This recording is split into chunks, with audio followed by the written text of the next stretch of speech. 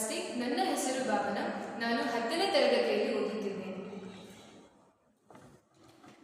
ನಮಸ್ತೆ, ನನ್ನ ಹೆಸರು ಕವನ. ನಾನು 10ನೇ ತರಗತಿಯಲ್ಲಿ ಓದುತ್ತಿದ್ದೇನೆ. ಇಂದು ನಾವು ಶಿವಶರಣೆ ಅಕ್ಕಮಹಾದೇವಿಯವರ ವಚನವನ್ನು ವ್ಯಾಖ್ಯಾನ ಮಾಡುತ್ತಿದ್ದೇವೆ. ಅರಿಯಾದವರೊಡನೆ ಸಂಗವ ಮಾಡಿದಡೆ ಕಲ್ಲವೈದು ಕಿಡಿಯ ಕೊಂಬಂತೆ. ಅರಿಯಾದವರೊಡನೆ ಸಂಗವ ಮಾಡಿದಡೆ ಕಲ್ಲವೈದು ಕಿಡಿಯ ಕೊಂಬಂತೆ.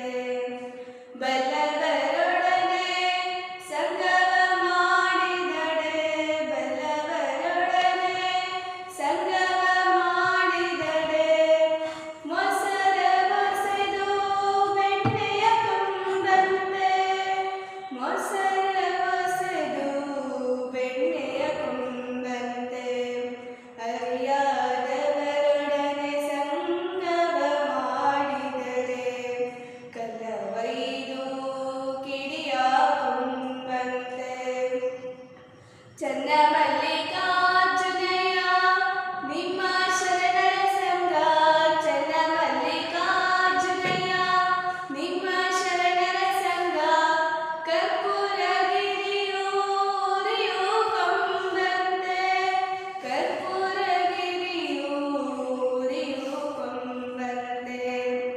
ಅರಿಯಾದವರೊಡನೆ ಸಂಗವ ಮಾಡಿದಡೆ ಕಲ್ಲವೈದು ಕಿಡಿಯ ಕೊಂಬಂತೆ. ಕಲ್ಲವೈದು ಕಿಡಿಯ ಕೊಂಬಂತೆ.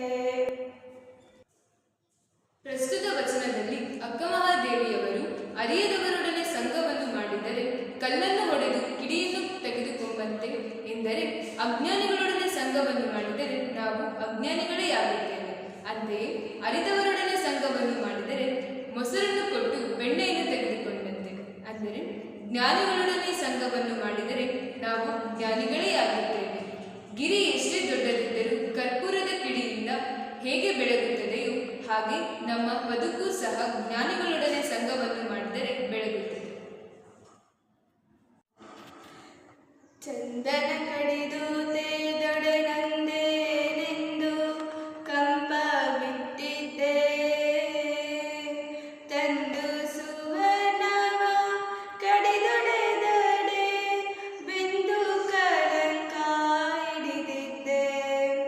ಚಂದನ ಕಡಿದು ತೇದೊಡೆನಂದೇನೆಂದು ಕಂಪ ಬಿಟ್ಟಿದ್ದೆ. ತಂದು ಸುವರ್ಣವ ಕಡಿದೊಡೆದಡೆ ಬೆಂದು ಕಳಂಕ ಹಿಡಿದಿದ್ದೆ.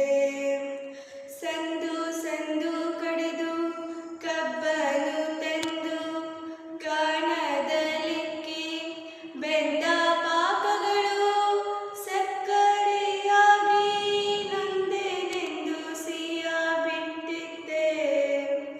ಸಂದು ಸಂದು ಕಡಿದು ಕಬ್ಬನು ತಂದು ಗಾಣದಲಿಕ್ಕಿ ಬೆಂದ ಪಾಕಗಳು ಸಕ್ಕರೆಯಾಗಿ ನೊಂದೆನೆಂದು ಸಿಹಿಯ ಬಿಟ್ಟದ್ದೆ.